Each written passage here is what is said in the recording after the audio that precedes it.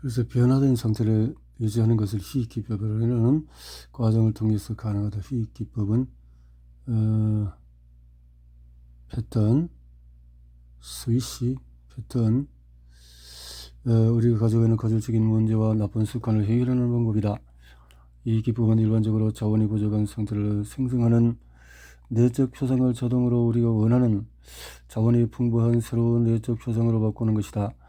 예를 들어서 어떤 내적 표상이 과식하게 만들어진 알아내면은 희귀기법을 사용해서 더 강력한 새로운 내적인 표상을 만들 수 있으며, 이 새로운 내적 표상을 보거나 듣게 되면 음식을 멀리하게 된다. 두 내적인 표상을 연결하면 과식을 생각할 때마다 첫 번째 표상이 즉시 두 번째 표상을 자극하여서 음식을 원하지 않는 내적 상태에 이르게 된다. 희귀기법의 가장 좋은 장점은 일단 제대로 인식하면 다시 생각하지 않아도 된다는 것이다. 이 과정은 의식적인 노력 없이 자동으로 진행이 된다. 1단계는 바꾸고 싶은 행동을 확인한다. 이제 자신의 눈으로 직접 보면서 그 행동을 내적인 표상으로 만든다. 손톱을 물어뜯는 습관을 고치고 싶다면 손가락을 입으로 가져가고 손톱을 물어뜯는 모습을 상상해본다. 2단계는 바꾸고자 하는 행동에 대해서 선명한 이미지가 떠오르면 다른 원하는 변화를 수행한 후에 자신의 이미지와 변화가 자신에게 어떤 의미인지를 생각해본다. 손가락을 입에서 떼고 물어뜯으려고 한 손가락에 약간의 힘을 가한다. 깨끗하게 잘 다듬어진 손톱을 상상한다. 그리고 아주 멋진 옷차림과 헤어스타일에 더욱 절제되고 자신감 있는 자신의 모습을 떠올린다. 원하는 상태와 자기 모습을 타인이 바라볼 수 있어야 한다. 그 이유는 우리가 이미 이루었다기보다는 계속해서 변화를 이끌어낼 내적 표상을 만들어야 하기 때문이다. 3단계 자원이 없는 경험이 자동으로 자원이 풍부한 경험을 촉구하도록 두 개의 화면을 휙 바꾼다. 휙 바꾼다. 이 자극 메커니즘과 연계하여 손톱을 물어뜯는 데 사용된 신호들이 이제는 이상적인 자신의 모습을 바꾸도록 촉발된다. 과거에는 화가 나는 일을 이제는 내가 처리할 수 있는 완전한 새로운 방식의 것으로 만들고 있는 것이다. 구체적인 방법은 다음과 같다. 먼저 바꾸고 싶은 행동에 밟고 크고 환한 화면을 상상해 본다. 그런 다음에 오른쪽 하단 구석에 원하는 모습을 담은 작고 어두운 화면을 만든다. 이제 그 작은 화면을 아주 빨리 크기와 밝기를 키우고 말 그대로 더 이상 원하지 않는 행동의 화면과 바꿔치기 한다. 이 과정을 진행할 때는 최대한 신나게 휙이라고 말하라. 약간 유치하게 들릴지도 모르겠다. 그러나 신이 나서 휙이라고 말하면 강력하고 긍정적인 신호들이 뇌에 전달된다. 일단 머릿속에 화면을 그리고 나면 모든 변화 과정이 휙이라는 단어를 말하는 시간밖에 걸리지 않는다. 이제 우리 앞에는 원하는 모습의 크고 밝고 초점이 맞춰진 다채로운 화면이 있다. 과거의 화면은 깨어져서 산산이 부서졌다. 이 기법의 핵심은 속도와 반복이다.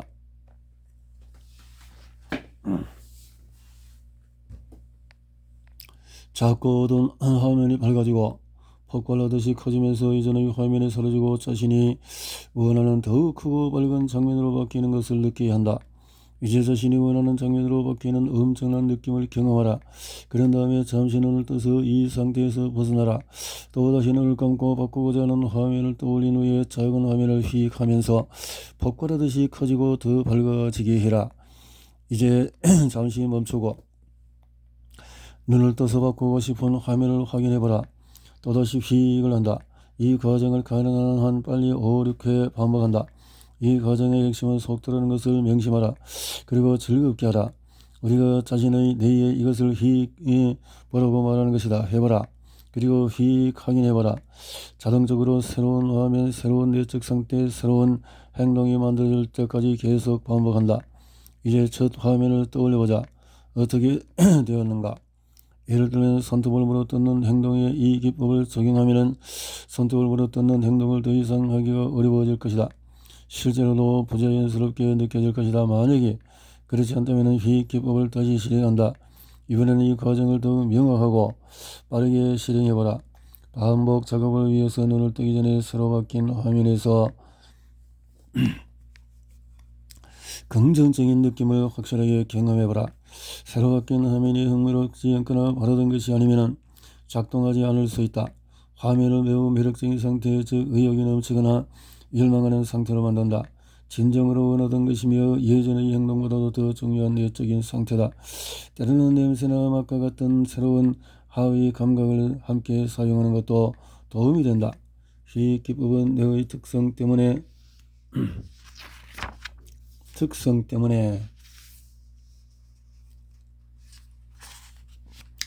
놀랍도록 빠르게 결과를 만들어낸다. 내는 불쾌한 것에서 즐거운 것으로 이동하는 경향이 있다. 더 이상 손등을 물어뜯을 필요가 없다는 화면을 손등을 물어뜯는 화면보다도 훨씬 더 매력적인 것으로 만들면 내의 어떤 행동을 취하는지에 대한 강력한 신호가 전달된다. 나 역시 버릇을 고치기 위해서 같은 기법을 사용했다. 이 버릇은 완전히 무의식적인 것이었다. 이 기법을 사용했는데도 다음날 나는 무심코 손등으로 뜯고 있었다. 실패라고 볼 수도 있었지만 나의 습관을 알게 된 것만으로도 진전이 있다고 생각했다. 그 다음에 이 기법을 10회 더 수행했다. 그 이후로 손등으로 뜯을 생각은 한 번도 해본 적이 없다. 두려움이나 좌절감을 느낄 때도 이 기법을 사용할 수 있다. 두려워서 하기 싫은 일이 있으면 적용해봐라. 이제 원하는 방식으로 작동하는 화면을 상상해봐라. 이 화면을 정말 흥미진진하게 만들어라. 이제 두 화면을 7번 바꿔라. 그리고 두려워해서 하기 힘들었던 일을 생각해보라. 지금은 느낌이 어떤가? 이 기법이 효과적으로 이루어졌다면 두려워했던 것들이 생각나는 순간에 자동으로 자신이 원하는 행동을 하는 화면으로 전환될 것이다. 이 기법의 또 다른 변형은 고무줄 새총을 상정하여 시도해 볼 수 있다. 현재 바꾸고 싶은 행동의 화면을 새총의 Y자 모양의 나뭇가지 사이에 위치시킨다. 그리고 원하는 장면을 작은 화면으로 만들어서 새총의 돌을 끼우는 부분에 넣는다. 그런 다음에 마음속으로 새총의 고무줄이 최대한 늘어날 때까지 당긴다. 그리고 손가락을 푼다. 눈앞에 예전의 화면을 부수고 우리의 뇌에 popcorn하듯이 박히는 모습을 상상하라. 상상 속이지만 이 작업을 수행할 때 고무줄을 완전히 뒤로 당기는 것이 중요하다. 손을 넣어버리는 순간에 휙 소리를 내며 원하는 화면이 오랫동안 제한적이었던 화면을 뚫고 나오게 한다. 이 과정을 올바르게 수행했던 돌을 잡고 있던 손을 떼자마자 실제로 머리가 뒤로 젖혀질 정도로 화면이 빠르게 나타나야 한다. 지금 잠시 멈추고 바꾸고 싶은 제한적인 생각이나 행동에 대해서 생각해보고 이 새총으로 기법을 사용하라. 우리의 정신은 한 가지 특별한 방법으로 우주의 법칙을 거스를 수 있다. 정신은 거꾸로도 갈 수 있기 때문이다. 시간이나 사건이 거꾸로 흐르는 것은 불가능하지만 정신은 가능하다. 회사에 출근했을 때를 생각해보자. 가장 먼저 생각나는 것은 중요한 보고서가 아직 마무리되지 않았다는 것이다. 불완전한 보고서는 우리를 우울한 상태에 빠지게 할 수 있다. 화가 나게 하거나 좌절감을 느끼게 할 수도 있다. 비서에게 소리치며 화풀이하고 싶어진다. 하지만 소리를 지른다고 해서 원하는 결과가 나오는 것은 아니다. 상황을 더욱 악화시킬 뿐이다. 핵심은 내적인 상태를 보고서를 마무리할 수 있는 내적 상태로 바꾸는 것이다. 이것은 내적 표정을 조정함으로써 가능하다. 이 책의 전반부에서 자신의 주인이 되는 것, 자신을 통제하는 것, 자신의 언내를 제어하는 것에 대해서 이야기했다. 우리는 지금 이를 실행하는 방법을 알아보고 있다.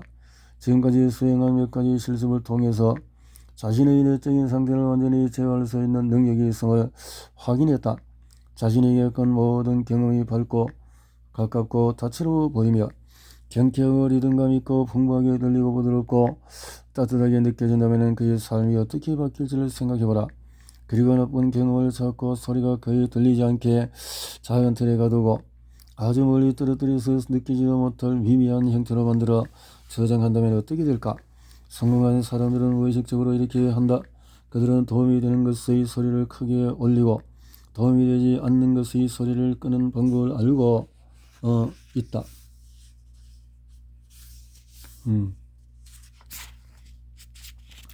이번 장에는 우리는 이들을 모델링하는 방법을 배우고 있다. 문제를 무시해 버리라는 말이 아니다. 당연히 반드시 해결하고 넘어가야 하는 문제도 있다.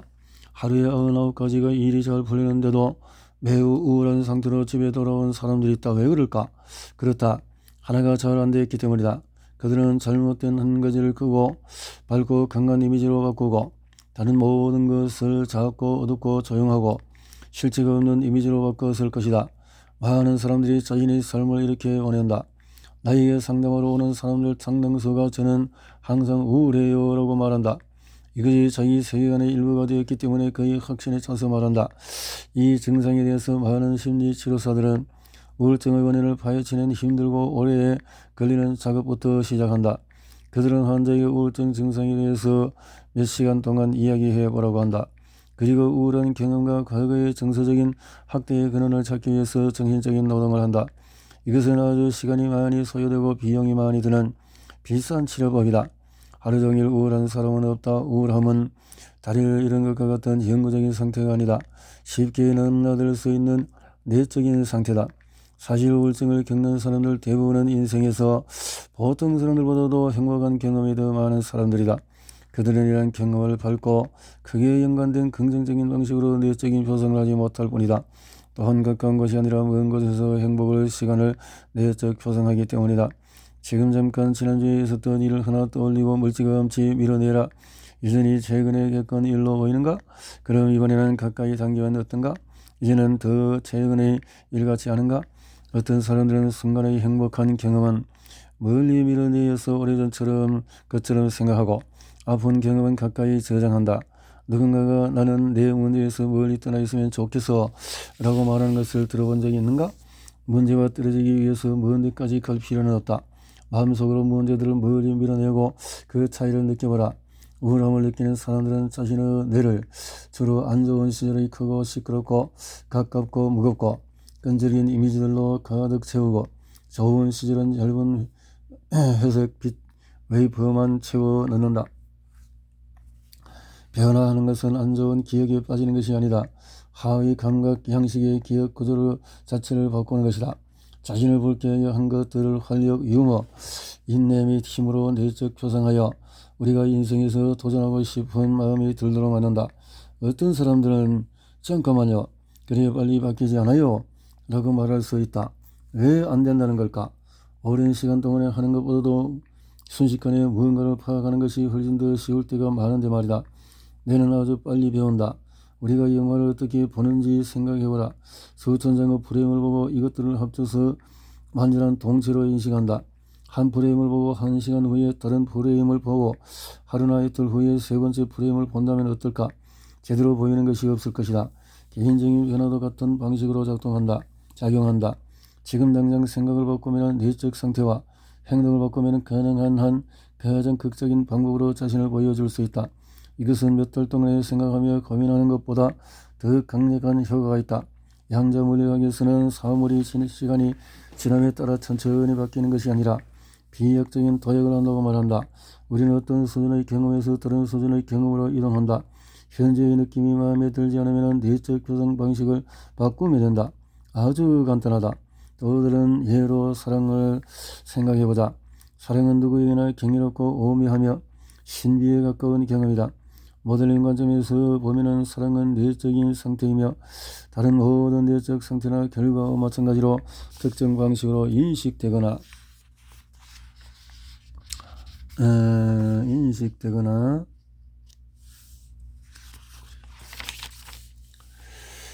표현될 때의 일련의 특정한 행동 또는 자극으로 생성이 된다. 우리는 어떻게 사랑에 빠질까? 사랑에 빠지는 가장 중요한 지각적인 요소 중에 하나는 사랑하는 사람의 모든 것과 자신을 연기하는 것이다. 물론 사랑하지 않는 사람의 모든 것과는 분리한다. 사랑에 빠진다는 것은 균형이 잡혀있는 것이 아니기 때문에 자극적이고 혼란스러운 감정이 될 수 있다. 상대의 좋은 점과 나쁜 점에 대한 비교표를 만들어서 컴퓨터에 입력해서 결과를 보는 것도 아니다. 나를 더 지식있는 사람의 몇 가지 요인에 완전히 몰두하여 연계된 상태가 된다. 적어도 그 순간에는 그 사람의 결정을 보지 못한다. 그러다면 연인 간의 관계를 망치는 것은 무엇일까? 많은 요인이 있다. 그 중에서 한 가지는 처음에 상대에게 끌렸던 것들과 이제 더 이상 연계되지 않는다는 것이다. 사실은 상대에 대한 모든 불쾌한 경험과 자신과 연계하고 함께한 즐거운 기억을 이제는 분리했을 수가 있다. 어떻게 이런 일이 생기는 걸까? 배우자가 치약 뚜껑을 닫지 않거나 욕실 바닥에 물건을 흘리는 습관을 알고 그것을 큰 화면으로 만들었을 수 있다. 이제 더 이상 사랑의 표현을 하는 일이 없을 것이다. 아니면 예전에 언쟁을 벌일 때 홧김에 상대가 한 말을 계속 되뇌고 불쾌한 대화를 자꾸 떠올렸을 것이다. 아내는 남편의 부드러운 손길, 지난주에 했던 특별한 사랑의 말, 결혼 기념일의 한 이벤트를 기억하지 못한다. 이런 예는 아주 많다. 여기에 잘못된 것은 없다. 그러나 이런 식의 내적 표상은 두 사람의 관계에 도움이 되지 않는다는 점을 분명히 알아야 한다. 말다툼 도중에 처음 손을 잡거나 키스했을 때나 상대가 나를 위해서 특별한 일을 해줬을 때의 기억을 소환하여 그 화면에 담아서 가깝고 밝게 다시 만들면 어떨까? 그런 내적인 상태가 되면 사랑하는 사람을 어떻게 대하게 될까? 어떤 의사소통 방식이든지 주기적으로 자신에게 질문을 던지는 것이 중요하다. 현재 너의 행동은 나를 어느 방향으로 이끌고 있으며 과연 그것이 내가 가고자 하는 방향인가? 지금 너의 정신적인 육체적인 행동이 무엇을 만들고 있는지 점검할 때다. 간단히 쉽게 바꿀 수 있는 무언가가 자신을 원하지 않는 것으로 이끌어다는 것을 뒤늦게 알고 싶지는 않을 것이다. 우리의 내적 상태가 형계와 분리 중에서 어떤 패턴인지 아는 것이 매우 중요하다. 많은 사람들이 오랫동안 자신의 내적 표정을 분리된 상태로 두는 경향이 있다. 그들은 여간에서는 감정이 흔들리지 않는데 이것은 분리의 장점이다. 어떤 일을 할 때 장점이 없어지지 않는다면 일을 처리하는 데 더 많은 자원을 확보할 수 있다. 그러나 이것이 인생에서 대부분의 경험을 내적인 표상하는 일관된 패턴이라면 흔히 인생 맛이라는 모든 즐거움을 놓치게 될 것이다. 나는 자신의 삶에서 느끼는 것을 내적인 표상하는 데 인색한 보수적인 성향의 사람들을 상담하고 그들을 위해서 새로운 지각 패턴을 설정해 주었다. 그들은 연계된 내적인 표상을 크게 늘림으로써 삶에서 생기를 되찾았고 완전한 새로운 경험을 발견했다. 반면에 완전히 또는 거의 완전한 연계된 상태의 주관화된 내적 표상을 하면은 감정적으로 적응하지 못할 수 있다. 사소한 것까지도 신경 쓰다가 큰 어려움을 겪을 수 있기 때문이다. 인생이 언제나 즐겁고 재미있고 신나는 것은 아니다. 인생이 모든 것에 완전히 연계되어 있는 사람은 극도로 연약해서 상처받기 쉽고 모든 것을 자신의 일로 받아들이는 경향이 있다. 인생에서는 연계와 분리의 지각적인 필터를 포함하여 모든 것의 균형을 맞추는 것이 가장 중요하다. 우리는 원하면 모든 것과 연계할 수 있고 분리할 수도 있다. 중요한 것은 의식적으로 연계해서 우리에게 도움이 되도록 하는 것이다. 우리는 뇌에서 생성되는 모든 내적인 표정을 제어할 수가 있다. 앞에서 신념의 힘에 대해서 배운 것을 기억할 것이다. 신념은 타고나는 것이 아니라 언제든지 바뀔 수가 있다.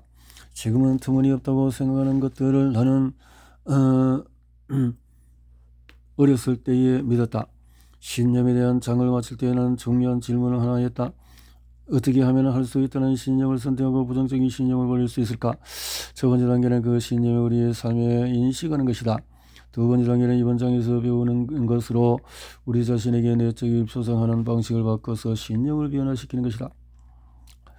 잊지 마라. 신념은 특정한 사람, 사물, 생각 또는 삶의 경험에 대해서 확실하다고 믿는 강한 내적인 상태다. 그렇게 그 확신의 내적 상태를 만들 수 있을까? 특정 하위 감각 양식을 통해서 가능하다. 그렇다면 정반되어 있는 것처럼 작고 흐릿하고 초점이 맞지 않고 마음속으로 멀리 떨어져 있는 것은 확실하다고 느낄 수 있을까? 우리의 뇌에는 파일 저장 시스템이 있다. 확실하게 믿는 것을 왼쪽에, 확실하지 않은 것을 오른쪽에 저장하는 것이다. 말이 안 된다고 생각할 수 있겠지만 예를 들어서 어떤 사람이 오른쪽에 있는 확신하지 못하는 것을 왼쪽으로 옮겨놓으면 그의 뇌는 확실하다고 느끼기 시작한다. 불과 얼마 전까지만 해도 확신하지 못했던 생각이나 개념을 믿게 된다. 이러한 신념 바꾸기는 우리가 진실이라고 확신하는 것과 확신하지 않는 것을 비교함으로써 쉽게 실험해 볼 수 있다. 확실하다는 신념을 갖고 한번 시작해 보자. 나의 이름은 존 스위스이고 나이는 35세이며 조지아주 애틀랜타에서 태어났다. 나는 내 아들을 진심으로 사랑한다. 나는 마일스 데이비스가 역사상 최고의 트럼프의 연주라고 생각한다. 이런 식으로 시위도 한다. 의심하지 않고 틀림없는 사실이라고 생각한다. 그리고 이번에는 확실하지 않은 것, 즉 믿고 싶지만 아직 확인하지 못하는 것을 생각해보라. 5장에서 언급한 성공을 위한 신념 7가지 중에서 하나를 사용해도 좋다. 이제 앞에서 동기부여에 대해서 논하면서 다루었던 하위감각 양식을 실행해보자. 확실히 믿는 것에 대한 시각적인, 청각적인, 운동감각적인 측면을 모두 실행한다. 그런 다음에 확신이 서지 않는 부분에 대해서는 동일하게 수행한다. 그리고 차이점을 찾아봐라. 믿는 것들이 어느 곳에서 발견되거나 확신하지 못하는 것들은 다른 곳에 있는가? 아니면 믿는 것들이 못 믿는 것들보다도 더 가까이 있거나 더 밝거나 더 크게 보이는가? 하나는 정지된 화면이고 다른 것은 동영상처럼 움직이는가? 하나가 다른 것보다 빠르게 움직이는가? 앞에서 동기부여가 되었을 때 했던 것을 그대로 행한다. 확신하지 못하는 것의 하위 감각을 다시 프로그래밍하여 확실하다고 믿는 것과 맞추어라. 색상과 위치를 바꾼다. 목소리, 어조, 속도, 음색도 변경한다. 질과 무게 및 등등등. 유일한 장애물은 우리가 신념을 그렇게 빠르게 변화시킬 수 없다고 믿는 것이다. 이것이말로 우리가 바꿔야 할 신념이다. 이와 같은 과정을 활용하면 분명하지 않은 것과 이해하고 있다고 느끼는 것 사이의 차이를 발견할 수 있다. 어떤 것에 대해서 분명하지 않으면 내적 표성이 작고 초점이 맞지 않고 희미하고 멀리 보이기 때문이다. 반면에 이해하고 있는 것은 더 가깝고 밝고 초점이 잘 맞춰진 것으로 내적 표상이 된다. 분명하지 않은 것의 내적 표상을 이해하는 것과 정확히 같아지도록 바꿨을 때 우리의 느낌이 어떻게 변하는지 지켜보라. 물론 더 가까이 가져오거나 더 밝게 한다고 해서 모든 사람의 경험이 강화되는 것은 아니다. 어떤 사람들은 사물이 어두워지거나 초점이 흐려질 때 더 강화된다고 느낀다. 중요한 것은 자신이나 변화에 도움을 주고자 하는 사람에게 어떤 하위 감각 양식이 중요한지를 찾아내고 이 도구들을 제대로 사용할 수 있도록 충분히 활력을 불어넣는 것이다.